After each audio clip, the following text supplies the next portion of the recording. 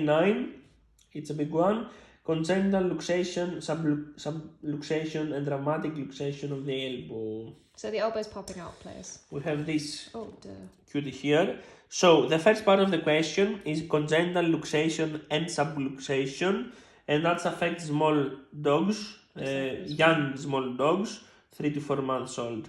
And usually it's due to, that leads to aplasia of medial collateral ligament.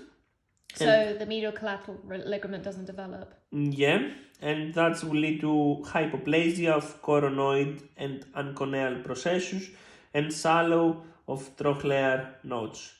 Ulna, as they say, and as you can see here, is twisted 45 to 90 degrees. And ununited anconeal process is common in Bosset hound. That's a breed, I suppose. Basset. Ooh. You know the sleepy looking dogs?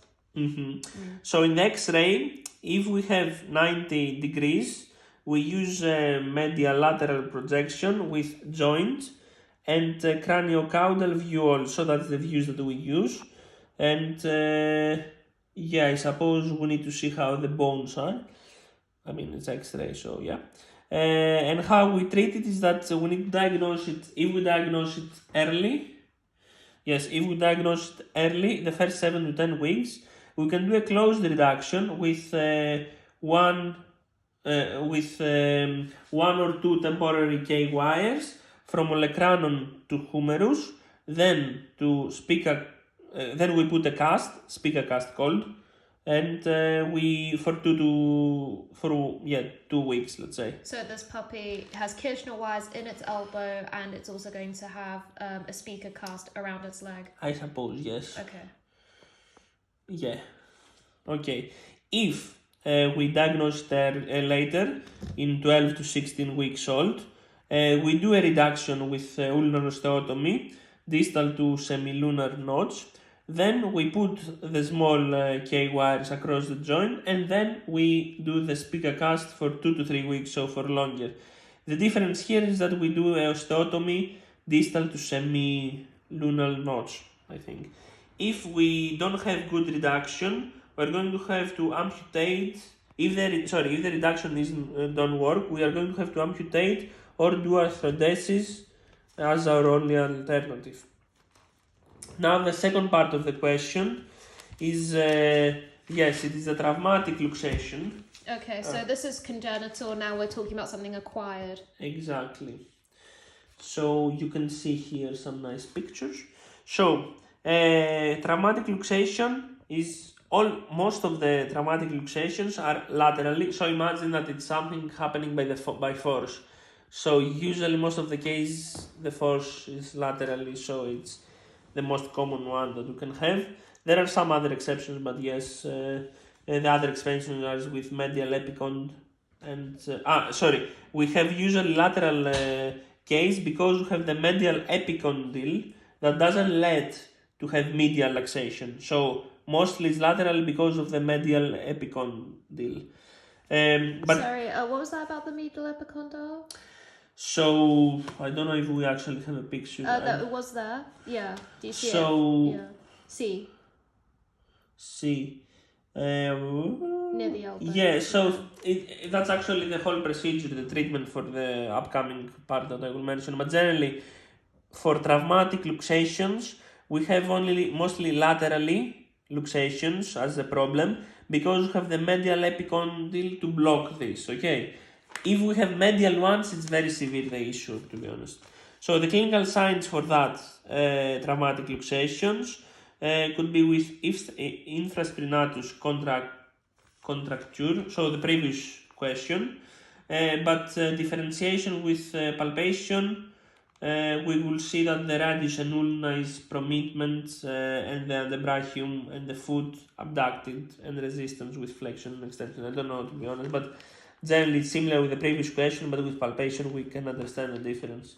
Okay. So, also the foot doesn't touch the ground when standing and so no sitting. weight bearing. Yes. Okay. Now the treatment, this is the treatment here.